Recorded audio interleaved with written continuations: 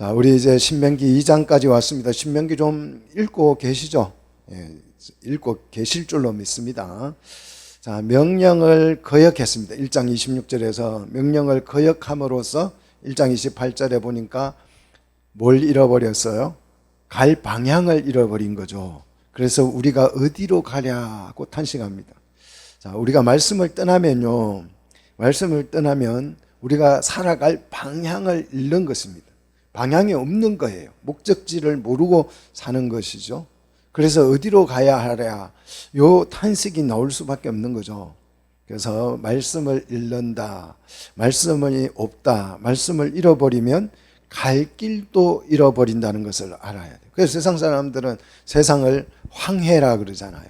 바다를 항해하는, 정말 항해하는, 바다를 항해하는 것과 같다. 바다에는 길도 없고 갈 곳도 없고 그렇잖아요. 그냥 떠돌이다. 인생은 나그네 길이다. 그렇게 표현하는 거죠. 말씀의 방향을 여러분 잡으시기를 축복합니다. 말씀의 방향을 잡지 못하면 우리가 어디로 가랴, 이렇게 탄식할 수밖에 없는 거예요. 자, 삶의 목적지를 여러분 분명하게 설계하시기를 축복합니다. 자, 그러나 이제 40절 보니까 방향을 돌려 그랬습니다. 방향을 돌려 홍해길을 따라 어디로 들어갈지어다, 광야로 들어갈지어다. 명령이 떨어졌어요. 말씀이 주어졌다 이 말입니다. 자, 이제 방향이 정해진 것을 볼 수 있죠. 자, 하나님의 주의 말씀이 오니까 방향이 어떻게 돼요? 정해지죠. 자, 그런데 그 방향이 어디를 가리키고 있습니까? 광야길로, 광야를 향하고 있어요. 이 광야길 가는 거요, 쉬울까요? 쉽지 않을까요? 쉽지 않죠. 복될까요? 복이 안 될까요? 예. 광야길. 광야를 가라 그러면 복될까요? 복이 안 될까요? 정말 힘든 길이죠. 그러나 여러분 좀 확신을 좀 가지십시오. 뭘 따라가며? 광야길도 뭘 따라가며? 말씀을 따라가면, 따라합시다, 갈만하다. 예, 진짜입니다. 갈만합니다. 오늘 본문을 보시면 그것이 충분히 이해되리라고 믿습니다. 왜냐하면 이 광야길을 걸어가면 위기들이 와요. 막 불뱀도 나타나고 시험도 오고 굉장히 큰 어려움들이 수시로 아무 방어벽 없이 찾아오지만 하나님이 그때마다 길을 내신다는 거죠. 어떤 길요? 피할 길. 이게 바울 신학이죠. 바울이 광야길을 가다 보니까 많은 시험들을 만나게 되는데 그 내가 어떻게 감당할 수 없는 시험이 왔을 때는 반드시 하나님이 뭐 하더라? 피할 길을 내주시더라. 이게 바울의 신학이에요. 바울의 신앙입니다. 여러분도 감당할 수 있는 시험들은 그냥 하나님께서 감당하도록 냅둡니다. 그죠? 냅두죠. 그러나 감당할 수 없는 시험이 왔을 때는 반드시 피할 길을 내셔서 지금까지 다 피해 왔어요. 믿습니까? 바울은 그게 느껴지는 거죠. 그러니까 그렇게 말씀하고 있는 거죠. 그런데 우리는 피할 길을 하나님께서 내셔서 무사히 통과했는데도 불구하고 내 힘으로 마치 시험을 다 이겨낸 것처럼 착각에 빠져 있기 때문에 바울과 같은 그런 피할 길을 내신다는 생각을 못하고 사는 경우가 많죠. 하지만 반드시 말씀 따라 광야로 들어가면 시험과 환난이 있지만 그때마다 내가 감당할 수 없을 때에는 누가요? 하나님이 피할 길을 내셔서 그 시험을 다 이기게 하실 줄로 믿습니다. 자, 홍해길을 따라, 그래서 홍해길을 따라 가면 어디가 나오죠? 끝까지 가면 어디가 나왔어요? 홍해길 따라 끝까지 가봤더니 홍해가 나왔죠. 숲 맞은편이 나왔잖아요. 그 숲이라는 단어가 번역을 하면 홍해라고 한다고 그랬죠. 또 다른 홍해 맞은편이죠. 자, 처음 애굽에서 나온 그 홍해에서 나와서 그들이 외친 단어가 뭐였어요? 나의 예슈아여. 그죠? 여호와는 나의 예슈아, 나의 구원이시다. 그 고백을 했죠. 이제 이 홍해길을 따라서 끝까지 갔더니 뭐가 나왔다고요? 다시 홍해가 나왔다. 홍해 맞은편. 거기에서도 우리가 뭘 외칠 수 있어야 돼요? 나의 예슈아를 외칠 수 있어야 한다는 거죠. 자, 우리의 고민이 있습니다. 광야길을 갈 때에 우리 고민이 있는데, 이 광야길을 가는 것도 뭐 힘들고 어렵지만, 광야길이라는 자체가 힘든 거 아니겠어요? 그죠? 힘든 일이죠. 그죠? 예, 힘든 일입니다. 힘든 일인데, 이 광야길을, 힘든 이 길을 가는데, 어떻게 가느냐가 중요해요. 어떻게 가느냐가. 홍해길을 갈 때, 어떻게 갈 것인가. 우리 같이 홍해길, 지금 광야길 가고 있어요. 그건 가고 있는데 이 홍해길을 갈 때 사람마다 같은 길을 가는데 가는 그 방식은 달라요. 방식은 다릅니다. 제가 가는 방식과 여러분이 가는 방식, 사람마다 다 방식이 다른데, 자, 우리는 어떻게 그 광야길을 가야 하느냐. 자, 우리 구원받은 사람은 홍해길을 따라 광야로 들어가는 거, 이거요, 피할 수 없는 필수 코스예요. 예, 필수 코스인데, 이 필수 코스를 갈 때 어떻게 갈 것인가. 어떤 사람은 그 길을 가면서 힘드니까 원망하고, 불평하고, 짜증내고 갑니다. 그렇게 가다가 뭘 만나요? 불뱀, 문둥병, 전염병, 막 지진, 이런 걸 만나요. 불평하고 가니까. 힘든 길 가니까 당연히 불평 나오지만, 불평을 하고 가니까 그 길을 가다가 불뱀 만나더라. 여러분, 어떻게 갈지를 결정하셔야 돼요. 이왕 우리 홍해길 가는 거에 필수 코스에 피해 갈 수 없습니다. 우리는 누구나 홍해길을 지금 가고 있어요. 근데 이 광야길도 명령을 따라가면 그 좋지 않는 길이 뭐가 될까요? 예, 토버가 돼요. 선한 길이 됩니다. 선이 된다는 거예요. 정말 이게 너무 중요합니다. 어떻게 가느냐가 중요해요. 홍해길을 안 갈 수는 없어요. 다 홍해길을 따라서 지금 어디로 가고 있습니까? 광야로 들어가고 있어요. 그런데 광야길도 말씀을 쫓아 감사하고 기도하면서 갔더니 그 길이 무슨 길이 되더라? 네, 선한 길이 되더라. 그래서 광야길도 말씀을 쫓아가면 따라합시다. 아브라함의 복이 주어진다. 믿습니까? 아브라함도 광야길을 말씀 쫓아갔어요. 말씀 쫓아갔더니 뭐가 주어졌다고요? 아브라함의 복이 주어졌잖아요. 여러분, 아브라함의 복이 여러분에게도 다 임하시기를 축복합니다. 길이 복을 주는 게 아니에요. 광야길이 복을 주는 게 아니고, 또 광야라고 하는 장소나 환경이나 어떤 그런 것들이 우리에게 복을 주는 게 아니죠. 그게 문제가 아니죠. 뭐가 중요해요? 말씀이 중요하다. 말씀을 쫓아가느냐 그렇지 않느냐. 자, 어차피 우리는 말씀을 따라 광야길을 가는데 하나님의 말씀을 쫓아 정말 기쁨으로 가면 그 길이 복이 될 줄로 믿습니다. 자, 2장 1절을 보시면 다시 방향을 돌려 그랬습니다. 방향을 돌려.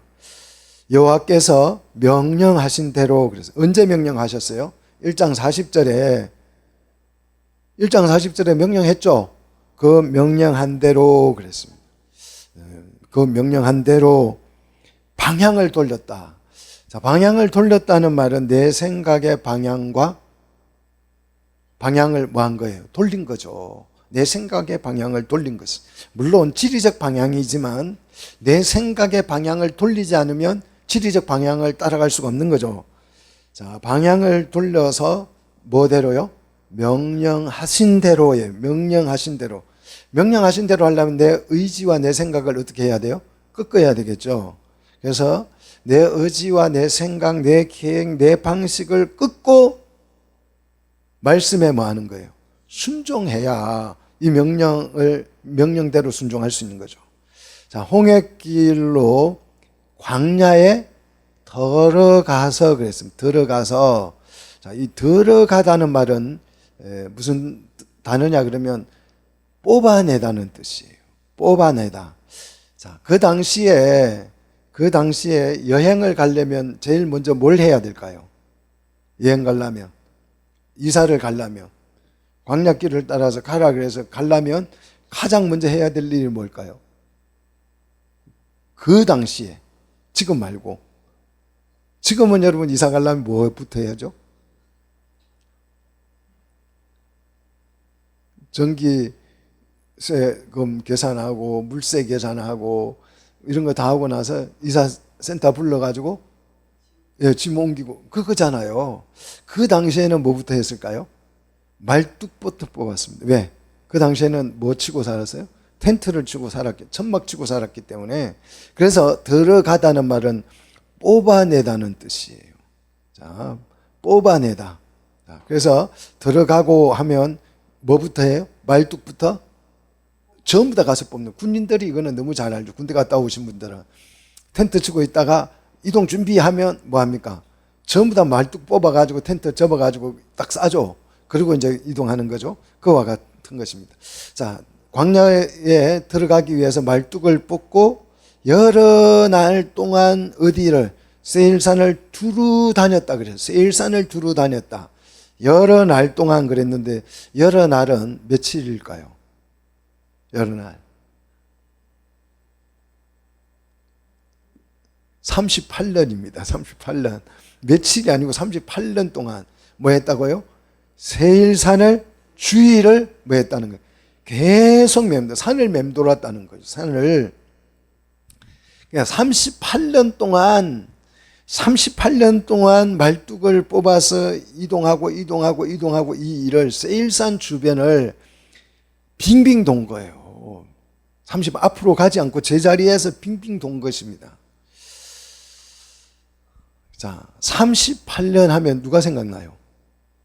베데스다 목가의 병자. 38년 동안 그 베데스다 목가에서 일어나지 못하고 38년 동안 누워 있었죠. 그런데 이 사람이 일어난 적이 있어요. 어떻게? 예수님이 말씀하니까 그 말씀을 쫓아서 일어나서 걸어갔죠. 꼼짝 못하고 누워있던 사람이 말씀에 순종할 때 일어나서 걸어가는 역사가 일어난 줄 믿습니다.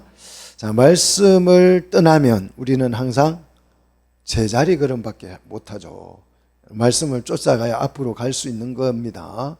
말씀을 따라가시기를 축복합니다. 하나님은 38년 동안 한 곳에 정착을 시킨 게 아니고 그 장소에서 제자리에서 빙빙 돌게 했어요. 오늘은 동쪽, 오늘은 서쪽. 세일산 주변을 오늘은 서쪽, 오늘은 남쪽 이렇게 세일산을 빙빙 돌게 했어요. 가만히 안 놔두고 자고 일어나면 명령이 떨어져요. 오늘 말뚝 뽑아라.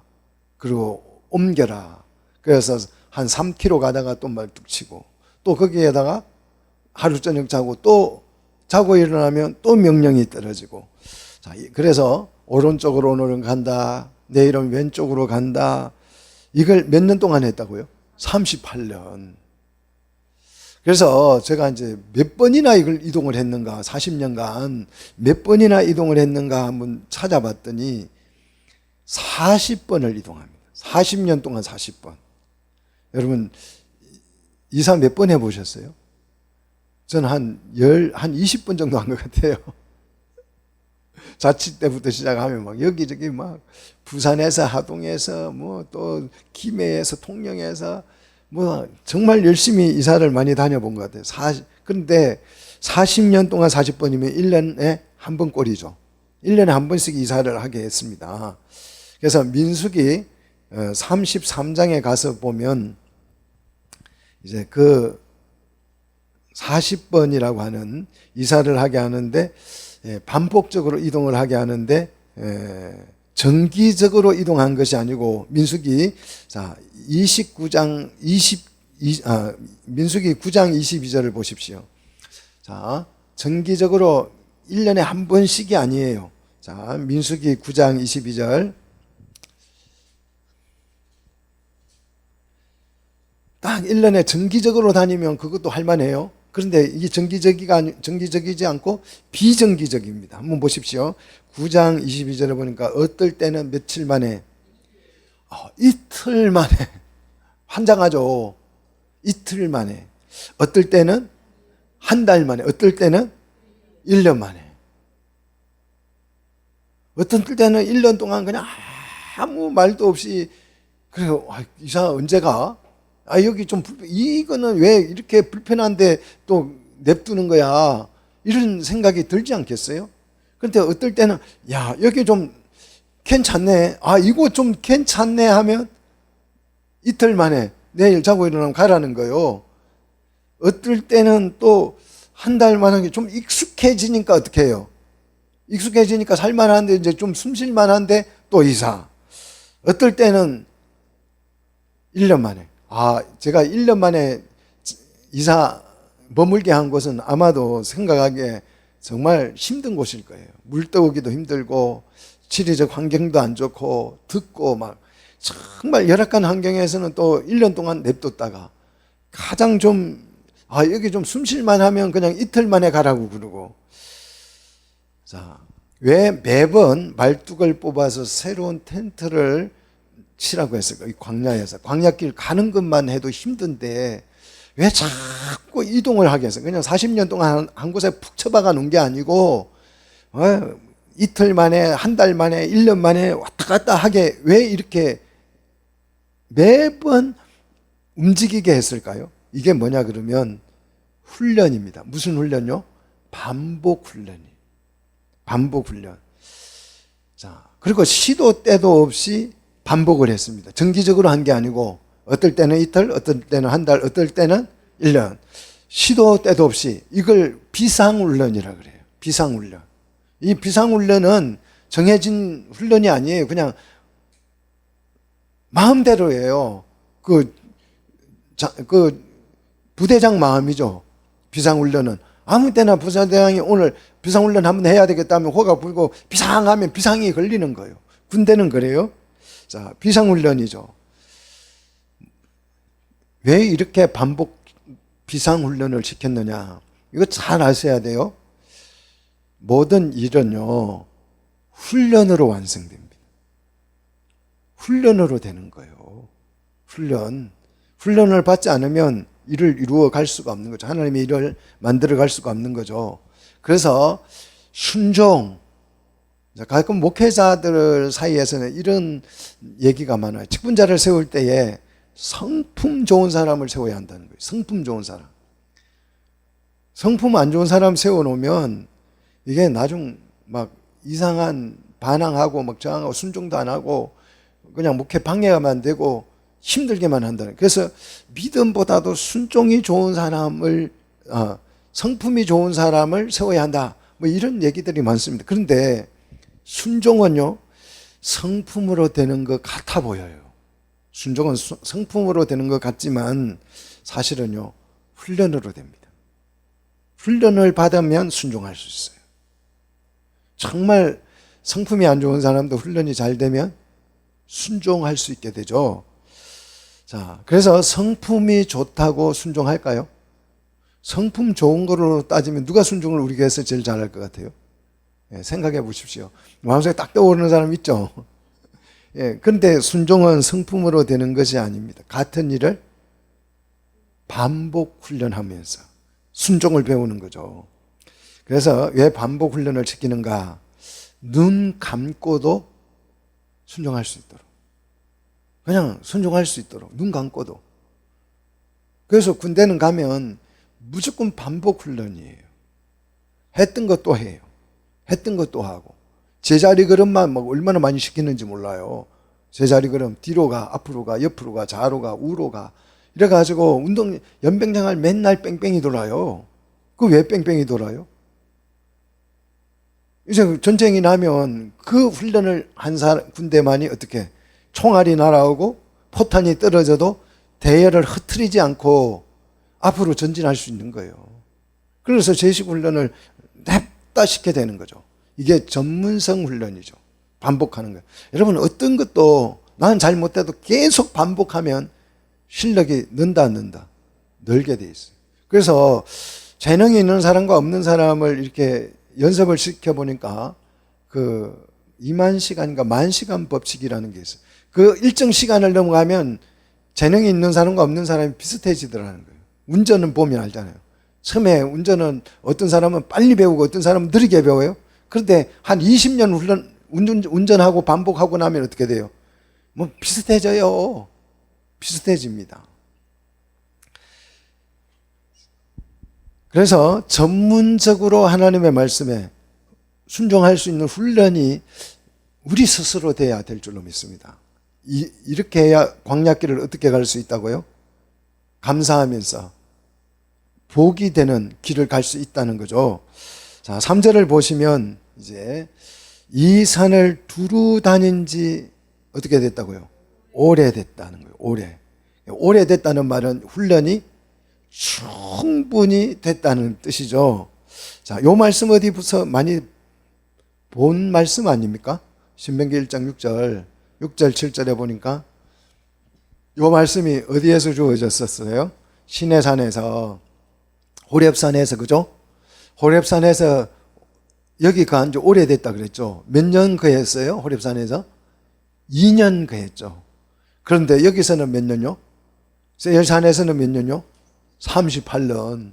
자, 호렙산에서는 2년 동안 머물렀는데 그것도 오래됐다 그랬는데 세일산에서는 몇 년요? 38년. 그래서 40년이 합쳐가지고 이제 38년, 2년짜리가 38년 과정으로 늘어나서 2년 동안 훈련했는데 이게 제대로 안 돼가지고 가나안 땅으로 못 들어갔잖아요. 순종을 못 했잖아요. 그래서 2년이 몇 년 됐어요? 38년 됐죠. 그래서 이제 38년 지나서 오래돼서 이제 명령이 떨어집니다. 순종 준비 완료가 된 거죠. 그래서 이제 완료됐을 때 지금까지 말뚝 뽑아라, 3km 가라, 2km 가라, 세일산을 돌아라, 이거는 이제 훈련 명령이고 지금 여기서는 무슨 명령이에요? 진짜 명령이죠. 자, 돌이켜. 그래서 돌이켜 어디로 가라? 북으로 가라는, 북으로. 돌이켰으니까 또 방향이 바뀌죠. 말뚝 뽑는 이 명령은 실전 명령이 아니고 이 명령이 실전 명령이에요. 자, 방향이 정해졌습니다. 어디로요? 북으로. 북으로 방향이 정해졌습니다. 자, 북으로 나아가라 그랬어요. 광야대학 졸업시험입니다, 이게. 북으로 가라. 이제 실전 명령이니까 졸업시험이죠. 자, 이 명령을 딱 받았을 때 사람들은 무슨 생각을 했을까요? 왜 하필 북쪽이야? 이런 생각이 들지 않겠어요? 자, 지금 이 세일산에서 남쪽으로 가면 어디가 나와요? 남쪽으로 가면 곧장 가데스 바네아로 가져요. 남쪽으로 가면 곧장 가데스 바네아로 가봤잖아요.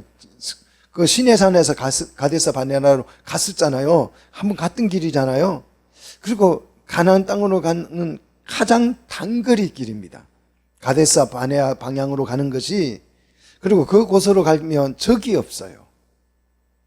적군도 없고 해방할 사람도 없고 방해할 사람도 없습니다. 그리고 한번 가본 길이라 굉장히 이 길은 익숙한 길이죠. 왕복을 해봤으니까, 그죠? 그런데 왜 하필 반대 방향인 어디로요?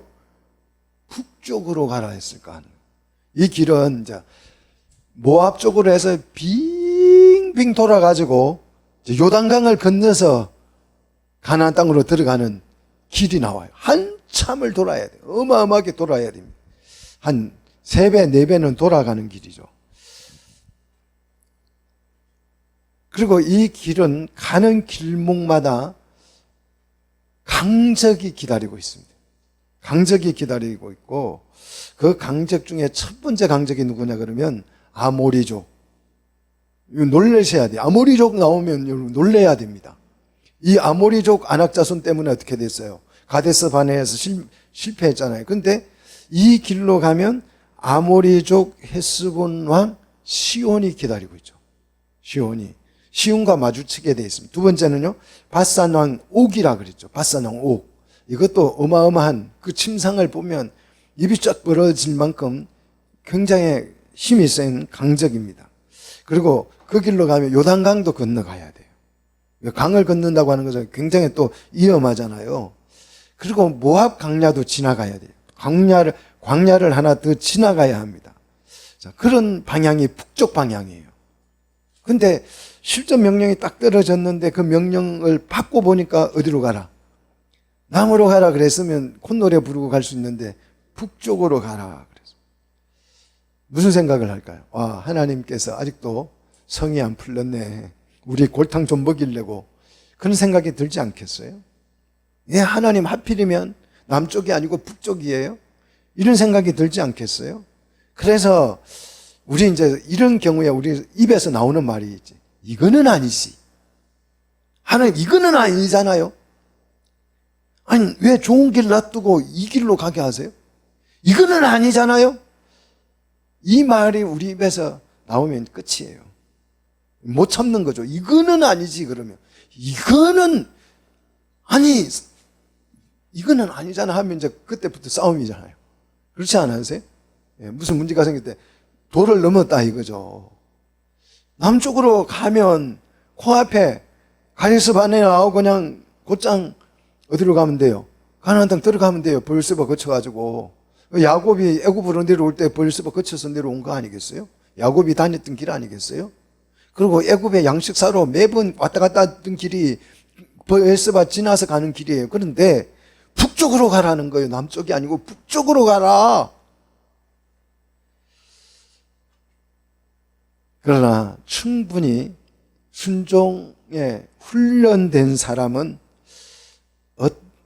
어떤 상황 속에서도 뭐한다? 명령대로 순종한다는 거죠. 이게 뭐다? 훈련의 결과입니다.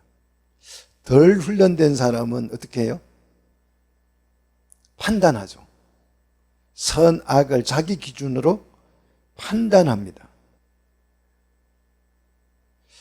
이 경우는 좀 아닌 것 같은데 이게 선악을 판단하는 거죠.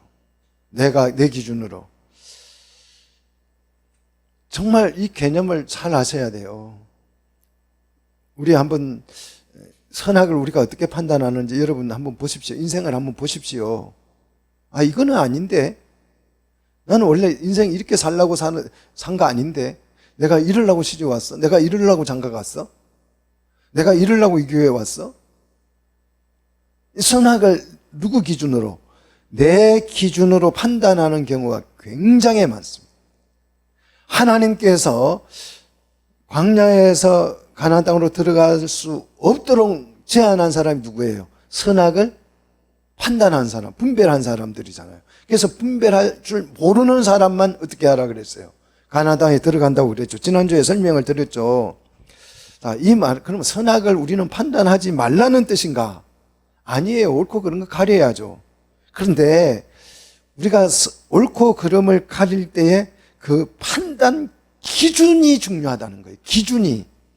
내 기준으로 하면 선악을 판단하지 말라는 것이지 선악을 분별하지 말라는 뜻은 아니에요. 옳고 그름을 우리는 분별해야죠. 이 상황이 맞는지 그런지 우리는 분별해야죠. 그런데 내 기준으로 하는 것이 아니고 뭐로? 하나님의 눈의 기준으로. 이것이 하나님 보시기에 옳으냐 그러냐. 이 판단 기준을 바꾸라는 것이. 여러분 이 시간에 이 기준을 바꾸시기를 축복합니다. 자, 내 보기에는 이게 못마땅해 보여요. 내 상황이 못마땅해 보여요. 그거는 나쁜 상태죠. 악한 상태죠. 그래서 악한 상태이기 때문에 내가 뭐해요? 불평하고 원망하는 거죠. 내 눈에 보기에 이건 악하다 이거예요. 그런데 하나님의 기준으로 보면 그 악한 상태로 그 보이는 그것이 어떤 상태일 수 있어요? 선의 상태일 수, 좋은 상태일 수 있어요. 가장 좋은, 최선의 상태일 수 있다고요. 그렇기 때문에 명령이 떨어지면 아, 이거는 하나님 보시기에 좋은 일이니까 나는 뭐 할 수 있어요? 순종해야 해. 이 순종의 힘이 그래서 생기는 거죠. 자, 기준을 바꾸시면 순종의 능력이 생깁니다. 별로 아멘 할 마음이 없죠. 막 능력을 달라고는 열심히 하는데 받을 마음이 없죠. 자, 기준을 바꾸면 뭐가 생긴다? 순종할 능력이 생기죠. 능력이 생깁니다. 이 훈련을 몇 년간 했다고 해서 일산에서? 38년. 여러분은 적게 한 거예요. 이 사람들은 몇 년 했다고요? 38년. 말뚝을 몇 번 뽑았다고요? 40번. 이틀에 한 번. 환장하잖아요. 여기 딱 마음에 들었는데 정말 진짜 40번 이사하는 중에 진짜 마음에 들었는데 이틀 만에 하나님께서 짐 싸자, 짐 싸지? 얼마나 화가 나겠어요. 근데 여기는 좀 떠났으면 좋겠는데 몇 년간요? 1년 동안 아무 말씀이 얼마나 화가 나겠어요.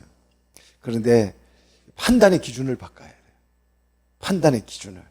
우리 판단의 기준을 한번 정말 바꾸시는 분은 축복될 줄로 믿습니다. 이제 하나님의 기준이 보여야 되죠. 40번 했으니까 40년 동안 반복 훈련을 했으니까 하나님의 기준이 보이죠. 그래서 왜 여기서 떠나라고 말씀하는지 경험을 해서 이해가 되는 거죠. 그래서 이번 명령이 북으로 가라는 이 명령이 불합리해 보여도 그들은 뭐 할 수 있게 됐다? 순종을 할 수 있게 됐다는 거죠. 그래서 이제 2장 3절부터는 과거 얘기가 아니에요. 이제 현실로 돌아옵니다. 이제 38년 동안 있었던 얘기가 아니고 지금 현재 얘기로 돌아와요.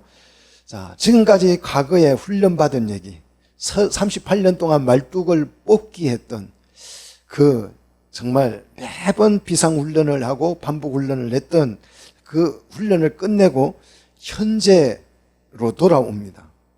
돌아와서 다시 모세는 출애굽 2세대에게 명령을 내리죠. 자, 명령을 내리면서 이제 출발을 할 거니까 출정식을 하고 출사표를 던지잖아요. 출사표를 던지는데 그 출사표의 요지는 가는 길입니다. 가는 길에 대한 설명, 우리가 지금 앞으로 갈 길에 대해서 이 길로 가면 북쪽을 따라 모압 강약길로 가면 뭐가 나오는지를 이제 설명을 하는 거죠. 길에 대한 설명이죠. 자, 길을 설명하는데 그 길을 따라서 가면 에서와 모압 땅을 통과하게 된다는 거예요. 에서와 모압 땅을 통과한다. 근데 4절, 자, 이 길을 통과할 때에 굉장히 주의해야 될 점이 있다는 거예요. 주의해야 될 점. 스스로 정말 이거는 깊이 하라. 삼가해라. 생각을 잘 하고 가야 된다. 이 길 통과할 때는 주의사항이에요. 왜 어떤 주의냐? 어떤 주의를 해야 되느냐? 그 모압 에서의 땅을 통과하고 모압 땅 남의 영토를 통과한다고 하는 것은 굉장히 통과당하는 그 민족의 나라의 입장에서는 굉장한 스트레스잖아요. 남의 민족이 우리 땅을 거쳐 지나간다고 생각해 보십시오. 여러분 집을 누가 마당을 거쳐서 지나간다고 생각해 보십시오. 굉장히 스트레스죠. 그래서 담을 쳐놓는 거 아니겠어요? 아무도 들어오지 말라고. 자, 그래서 이 모압 땅과 에스의 땅을 거쳐 가야 되는데 뭘 주의해야 되느냐? 혹시 내가 거기 가다가 그들을 화나게 할까 봐서, 아니면 그들이 모압이나 에스가 너무 두려워서 주의를 하라는 게 아니에요. 잘 보십시오. 4절. 뭘 두려워한다고 그랬어요? 그들이 누구를요? 너희를 두려워하리. 여러분 놀랍지 않습니까? 그 정착하는 사람들이, 에스와 모압이 누구를 두려워한다고요? 이스라엘 사람들을, 나그네를 두려워한다고 그래요. 나그네를. 자, 똥개도 자기 집 앞에서는 50점 먹고 들어간다고 그러잖아요. 그런데 어떻게 자기 앞마당을 지나가는데 누가 두려워해요? 그 모압과 에스가 두려워한다는 거예요. 대반전이죠. 왜 그러면 그들이 두려워하느냐? 이유를 설명하고 있습니다. 왜 두려워할까요? 자, 성경을 잘 보십시오. 왜 두려워해요? 7절. 왜 두려워한다고? 내 하나님 여호와께서 내가 하는 모든 일에 뭘 주셨다? 복을 주셨기 때문이다.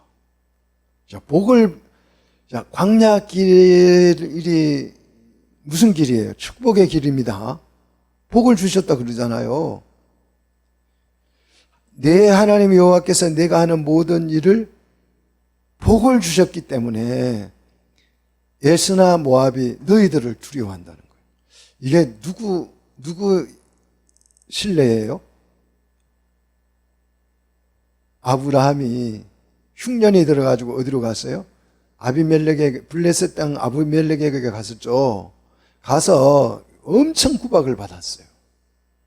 아브라함이 막 아내도 뺏기고 엄청 구박을 받았는데, 그래서 쫓겨서 변방에 와서 사는데 그 아비멜렉이 군대 장관을 보내서 사과를 해요.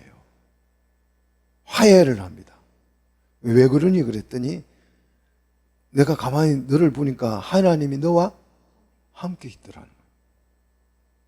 하나님이 우리와 함께 있는 것이 세상은 두려워할 일입니다.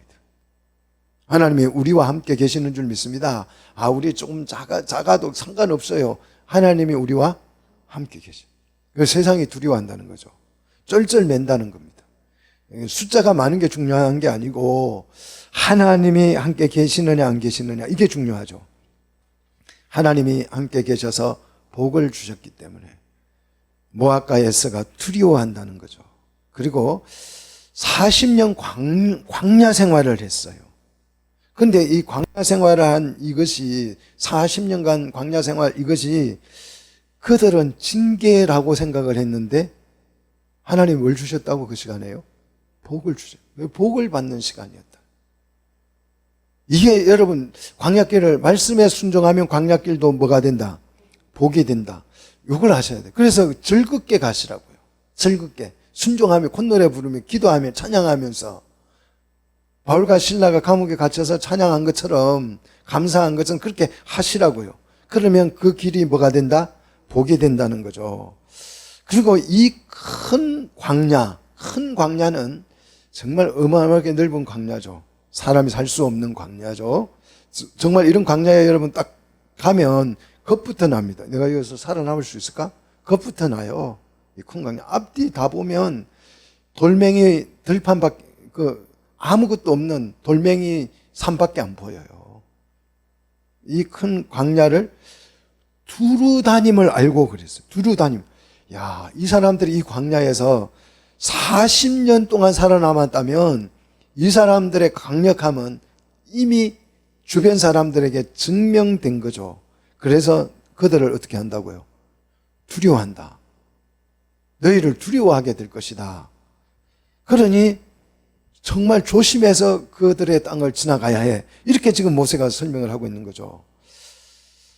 자, 그리고 40년간 하나님이 함께 계셔서 뭐가 없었다? 부족함이 없었다. 명령에 순종을 했더니 광야가 뭐가 됐습니까? 토부가 된 거죠. 그래서 불평이 끝나더라. 불평하지 않더라. 부족함이 없으니까요. 자, 이 말은 40년간 하나님과 함께 한 사람, 동행한 사람 입에 고백의 열매가 돼야 되죠. 반드시 이 고백이 나와야 되죠. 내게 부족함이 없으리로다. 누구의 고백입니까? 다윗의 고백. 여호와는 나의 목자시니 내게 부족함이 없으리로다. 근데 이게 다윗의 고백이 돼서는 안 됩니다. 누구의 고백이 돼야 됩니까? 우리의 고백이 돼야죠. 정말 저는 아무것도 없이 인생을 살지만 진짜 부족함이 없다는 거예요. 그래서 맨날 우리 집에 애들은 뭐가 없고 가난하고 그런데, 야, 없어가지고 가난해서 부족한 게 뭐가 있니? 내가 늘 질문하는 거예요. 먹고 싶은 거 피자를 못 먹었니? 통닭을 못 먹었니? 다 먹었어요. 다 먹었어. 우리 장로님은 있어도 못 먹잖아요. 네, 부족함이 많은 거예요. 우리는 없어도 다 먹어요. 다 먹습니다. 부족함이 없는 거예요.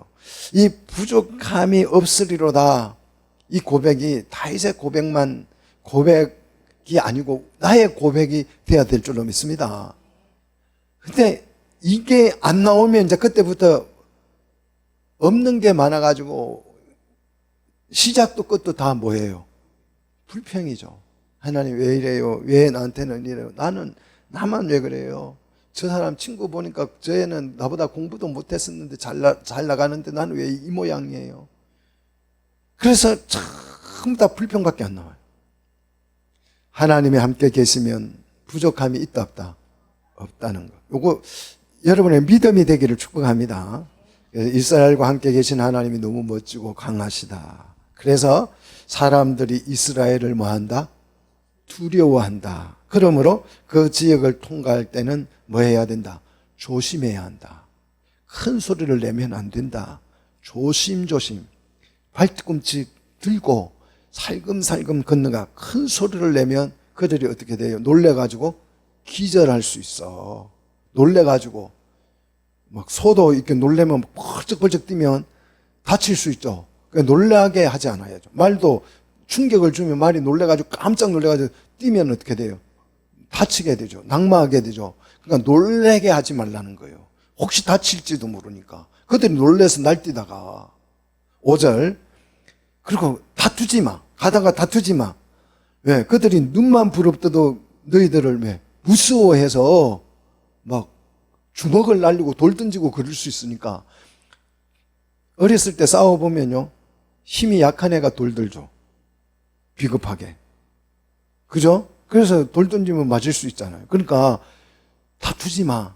또 6절 그들이 지나갈 때 겁을 내가지고 막 쌀도 갖다 주고 물도 갖다 주고 막 그래요. 빨리 지나가라고 막 겁이 나가지고 빨리 지나가서 해 끼치지 말라고 막 쌀도 주고 물도 주고 그래요. 그런데 그걸 절대로 공짜로 먹지 말고 뭐 하라는 거예요? 돈을 주고 사 먹으라는 거예요. 생수가요, 언제부터 돈 받고 팔았어요? 이때부터. 오래됐죠. 생수 회사죠. 오래됐습니다. 그들이 선심 써가지고 주는 게 아니고 왜 줘요? 무서워서 주는 거예요. 무서워서. 그러니 그들을 안심시키기 위해서 꼭 돈을 주고 사 먹어.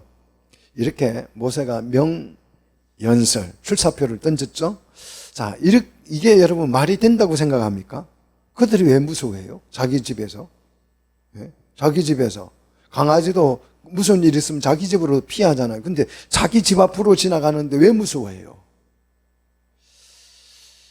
자, 상황을 내 기준으로 판단하면 이런 생각이 들 수밖에 없죠. 아니, 모세야, 그게 무슨 말이 돼? 우리가 두렵지. 그 애들이 왜 두려워? 우리가 청가하는 길인데 우리가 두렵지. 그렇게 생각할 수 있죠. 그러나 출애굽 2세대는 이 명령을 듣고 8절에 어떻게 했다? 우리가 세일산에 거주하는 우리 동족 에서의 자손을 뭐 했다? 떠났다. 순종했다는 거죠. 북으로 가라. 순종했다는 거예요. 자, 명령에 실제 순종을 해서 아라바, 엘랏, 에스온, 게벨을 지나 행진을 해서 다시 돌이켜. 그래서 방향을 다시 바꿉니다. 방향을 바꾸는데 이거는 광야 율법대학 졸업시험 두 번째 문제죠. 두 번째 문제. 이제 이번에는 어디로 가라? 모압 광야로 가라는 거예요. 8절에. 자, 모압 광야길. 와, 이것도 말만 들어도 힘든 길이죠. 그죠? 자, 그래서 선악의 판단 기준이 내가 되면, 왜 모압 광야예요? 광야를 지금 우리가 바람 강야에서 지금 왔는데 또 모압 강야예요. 왜 산 넘어 산이에요? 이럴 수 있잖아요. 그죠? 그 판단 기준을 바꾸십시오. 오늘 바꾸시기를 축복합니다. 당장 바꾸세요. 하나님의 눈으로 바꾸십시오. 하나님의 기준으로 우리가 우리 삶을 평가해야 돼요. 내 환경을 평가하셔야 즐겁게 뭐 할 수 있어요? 순종할 수 있다는 거죠. 자, 모압을 지날 때 역시 주의할 점이 있죠. 9절, 그들을 괴롭히지 말라. 누가요? 그들이 우리를 괴롭히는 게 아니고 이스라엘이 그들을 괴롭히지 말고 싸우지 마. 시비 걸지 마. 그거예요. 왜요? 그 땅을 내가 네게 기업으로 주지 아니하리니 이는 내가 롯 자손에게 아르를 뭐로 줬다? 기업으로 줬다는 거예요. 5절, 그들의 땅은 한 발자국도 너에게 주지 아니하리니 이는 내가 세일산을 누구에게요? 에서에게 기업으로 줬기 때문이라는 거예요. 그러니까 그 땅 탐내지 마. 한 발자국도 밟지 마. 그 땅은 내가 단 한 발자국도 너에게 주지 않을 거야. 자, 하나님이 에서의 땅과 모압의 땅을 이렇게 보호해 주는 이유가 뭐예요? 하나님이 그들에게 뭘로 주셨기 때문에 그 땅을 기업으로 주셨기 때문이에요. 자, 하나님이 기업으로 주신 기업을 누가 보호한다? 하나님이 보호해 주는 거예요. 하나님 기업으로 주셨으니까. 그래서 이걸 확인시켜 주는 거죠. 자, 하나님이 상속해 주면 그 땅은 상속을 받는다는 걸 보여준 거죠. 누구를 통해서요? 에스와 모압을 통해서 증명해 보여준 거잖아요. 가나안 땅도 이스라엘에게 하나님이 상속해 주면 그 땅을 이스라엘이 뭐 받을 수 있다? 상속받을 수 있다. 기업으로. 그리고 보호받을 수 있다. 그걸 증명시켜 준 거죠. 에스와 모압을 통해서. 자, 한번 여러분도 이 경험을 하셔야 돼요. 하나님이 상속해 준 거는 내 것이 될 줄로 믿으시기를 축복합니다. 모세의 이 주장을 듣고 백성들이 무슨 생각을 했을 것 같아요? 아마 그 땅 사는 원래 살던 원주민들이 굉장히 허약해가지고 에서가 가니까 그냥 바람만 훅 불어도 다 너무 허약해가지고 쓰러져가지고 에서가 그 땅을 차지한 것이겠지. 어떻게 우리처럼 아낙 자손 같은 사람이 그 땅에 있었어 봐. 에서도 아마 겁냈을걸, 모압도 겁냈을걸, 아마 그런 생각을 했을 거예요. 지네들도 아낙 자손 같은 사람이 버티고 있었으면 아마 별 수 없었을 텐데, 무슨 허약한 애들, 그냥 졸개들 몇 명 있는데 그거 내쫓고 저거가 차지한 것이지 무슨 하나님이 주신 기업이어서 지금 그 땅을 기업으로 받아서 그 땅을 차지하고 있는 거겠어? 이런 생각이 들 수밖에 없죠. 그죠? 이런 생각이 들겠죠. 그런 생각이 드니까 그럴까 봐서 10절에 뭐라고 말합니까? 모압 땅을 기업으로 줄 때에 그 땅에 누가 살고 있었는 줄 아니? 이렇게 묻는 거예요. 자, 모압 땅을 기업으로 줄 때에 줄 당시에 그 땅에 누가 살고 있었는 줄 아니? 누가 살았어요? 그 땅에? 에밈이 살고 있습니다. 에밈. 자, 에미면 복수형이에요. 두려움들, 공포들. 공포라는 뜻입니다. 에밈, 공포들이에요. 공포 그 자체다. 그런 뜻이죠. 에밈이라는 뜻이. 그래서 이 에밈 자손은 어떤 자손이냐면 아낙 족속같이 강하고 많고 키까지 크더라. 삼중 안악의 3배였다는 거죠. 그래서 이 모압 사람들은 에밈이라고 불렀다. 공포들이라고 불렀다는 거죠. 불렀지만 주변 사람들은 11절에 그들을 안악의 의미로 르바임이라고 불렀다는 거예요. 거인족이라는 거죠. 거인들이라고 불렀지만 하나님께서 그 땅을 누구에게 상속해 줬다? 모압에게 상속을 해줘서 지금 모압이 편안하게 살고 있잖아. 그 땅에 원주민이 약해서 그 땅을 모압이 차지한 게 아니고 하나님이 기업으로 주셨기 때문에 모압이 그 땅에 살 수 있게 된 거야.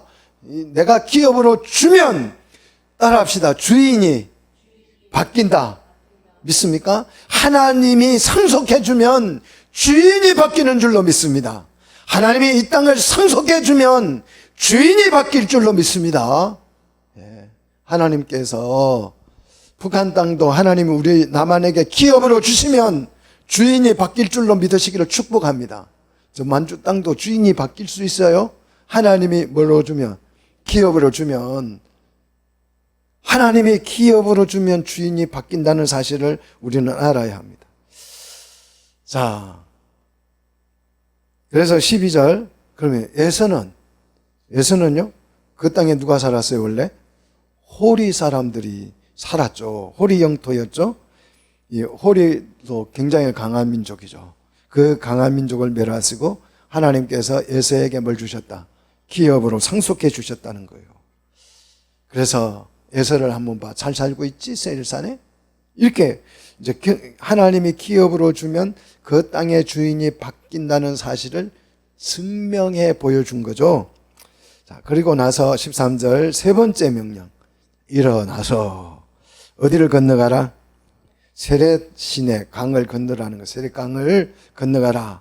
그래서 명령을 따라서 우리가 세렛 시내를 뭐 했다? 건넜으니 순종이죠. 순종할 수 있게 된 거죠. 완벽하게. 자, 그래서 이 세렛 시내는 세렛 시내는 광야학교 졸업식입니다. 그래서 출애굽 2세대에게는 광야 학교를 졸업식장이 되는 것이고, 이스라엘 광야 건너는 게 졸업식장이 되는 것이고, 출애굽 1세대, 순종할 줄 몰랐던 그 1세대에게는 이 세례 광야가 장례식이죠. 장례식입니다. 14절 보십시오. 가데스 바네아에서 떠나 세례 시내를 건너기까지 38년 걸렸는데 맹세한 대로 진영 중 누구는? 군인은 다 멸망했다 그랬어요. 멸망. 왜 멸망했습니까? 15절. 왜 멸망했어요? 여호와께서 손으로 치셔서. 다 멸망, 탐함이라는 단어인데, 이 탐함이 무슨 뜻이냐 그러면 흠없는 재물이죠. 흠없는 재물 할 때 그 흠없다는 뜻이에요. 그래서 끝마치다, 역할이 끝났다, 금정이 끝났다, 형벌이 끝났다. 그래서 탐함은 하나님 손으로 치셨으니까 이건 자연사가 아니죠. 손으로 친 거니까. 그래서 형벌을 끝냄으로써 불순종했던 그 죄악을 그들이 뭐하게 됐다? 담당하게 됐다라는 거죠. 자, 이사야 40장 2절에 한번 보십시오. 자, 이사야 40장 2절을 보시면 요 의미가 잘 살아납니다. 한번 보십시다. 40장 2절에 보면 복역의 때가 끝났다는 거예요. 복역이 뭔지 알죠? 감옥생활, 노예생활, 이 복역의 때가 끝남으로 그 죄악이 사함을 받게 됐다는 거예요. 여러분 좀 놀라셔야 돼요. 이런 구절 읽으면 뭘 놀라야 합니까? 우리는 죄 사함을 어떻게 받아요? 그리스도의 피로. 그런데 성경은 그리스도의 피로만 속죄받는다 그게 아니고 형벌을 끝냄으로써 죄 사함을 받는 경우도 있다는 것을 설명하죠. 자, 여기에 대해서 좀 더 보완 설명을 하면 민수기 14장 34절이에요. 자, 오늘 이 말씀, 이 탐임에 대해서 설명하는 거예요. 예. 손으로 쳐서 멸망했다라는 의미. 자, 민수기 14장 34절. 정탐을 며칠간 했죠? 가데스 바네아에서 40일간 했어요. 40일간 한 그 정탐을 하고 나서 그들이 불신했기 때문에 1년을, 하루를 40년으로, 1년으로 계산을 해가지고 40년간 어떻게 했어요? 광야에서 죄악을 뭐하게 하셨다고요? 죄악은 누가 담당합니까? 예수님이 담당하잖아요. 그런데 여기는 누가 담당했어요? 너희의 죄악을 너희가 담당한 거예요. 너희가 담당했다. 그래서 그 죄악을 담당함으로써 1세대는 세례 시내를 건너자마자 어떻게 됐다? 다 죽었다가 아니라 멸망했다. 탐함. 예. 그들의 형벌이 끝났다. 그런 뜻이죠. 형벌이 완료되면 뭐가 됩니까? 정화가 되는 거죠. 자, 그래서 형벌을 완료하고 죽음으로써 죄값을 스스로 치루었다는 거죠. 자, 군인은 어떤 조직이에요? 약속의 땅을 상속받기 위한 조직이잖아요. 그죠? 그런데 이 군인들은 상속을 받지 못하고, 기업을 상속받지 못하고 어떻게 됐어요? 탐함, 멸망했다는 거예요. 멸망. 그래, 광야대학을 졸업했다 못했다? 졸업 못했다. 그래서 그들은 애굽에서 구원을 받았으나 기업을 못 받았으니까 구원을 받기는 했지만 무슨 구원을 받았다? 부끄럽게 구원을 받아. 기업 없는 구원을 받아. 예복을 입지 못하고 구원을 받은 것이다. 그런 뜻이죠. 자, 구원을 못 받았다는 뜻이 아니라 기업을 받지 못했다는 표현이 옳은 표현입니다. 자, 군인이 다 멸망함으로써 이제 2세대, 출애굽 2세대는 가나안 땅을 상속받을 힘을 상실한 거죠. 군인이 없으면 어떻게 들어가요? 군인이 있어야 들어가죠. 군인이 어떻게 됐다고요? 다 한 명도 빠짐없이 다 소멸했죠. 멸망했죠. 군대를 소실했어요. 자, 순종을 했더니, 하나님의 말씀에 순종을 해서 쫓아왔더니 군인들이 어떻게 됐다고요? 파암, 멸망해버렸어요. 자, 이런 상황에 우리가 맞닥뜨려졌습니다. 이제 선악을 우리는 내 기준으로 판단하면 이게 뭐예요, 하나님? 이게 뭐예요? 저도 선악을 내가 판단할 때가 많아요. 속상해요, 그때마다. 하나님, 이게 뭐예요? 내가 10부장밖에 안 돼요? 하나님 눈에 10부장밖에 안 돼요? 아니, 50부장 정도는 나는 뭐 1000부장까지는 바라지도 않아요. 난 50부장 정도는 맡겨주면 50부장까지는, 근데 하나님이 10부장 하래. 내가 선악을 판단하면 어떻게 돼요? 인생이 망가져요. 후회가 됩니다. 여러분, 선악 판단 기준을 내 눈으로 하지 마십시오. 내 눈으로 하지 말라고요. 누구 눈으로? 하나님 보시기에 이 상황이, 내 눈에는 정말 안 좋은 이 상황도, 광야길도 하나님이 그 말씀을 쫓아갔더니 하나님이 함께 계셨고 복이 되더라. 그래서 주변 사람들이 뭐 하더라? 두려워할 정도로. 그래서 끝내는 고백을 했습니다. 뭐라고요? 내게 부족함이 없었다. 이게 되는 거예요, 순종하면. 근데 그렇지 않으면 평생 원망만 하다가 세일산에서 빙빙 돌다가 말뚝만 뽑다가 세례 시내를 끝내고 그냥 뭐 하는 거예요? 탐함, 형벌을 끝내고 뭐 하는 거예요? 부끄럽게 죽는 거예요. 아무 열매도 맺지 못하고. 그런데 그렇게 살다가 가는 그리스도인들이 우리 주변에 얼마나 많냐 이거예요. 여러분, 안타깝지 않으세요? 애굽에서 기껏 출애굽했는데 광야에서 헤어나오지 못하고 남들은 내게 부족함이 없다라고 고백하는데 혼자서 이것도 없고 저것도 없고 맨날 원망 투성이만 쏟아내다가 기업을 받지 못하고 탐함했다는 거예요. 탐함, 다 멸절했다. 이런 굴레에 갇히지 않기를 바랍니다. 우리는 말뚝을 뽑는 것은 훈련입니다. 아, 이거 또 뽑으라 그래. 그렇게 하지 마십시오. 아, 이거 훈련이네. 계속해서 제자리를 돌게 하고 늘 분수가 나지 않는 것은 뭐다? 훈련이다. 비상훈련이다. 비상훈련은 힘들지만 이 훈련을 통해서 뭘 배운다는 거예요?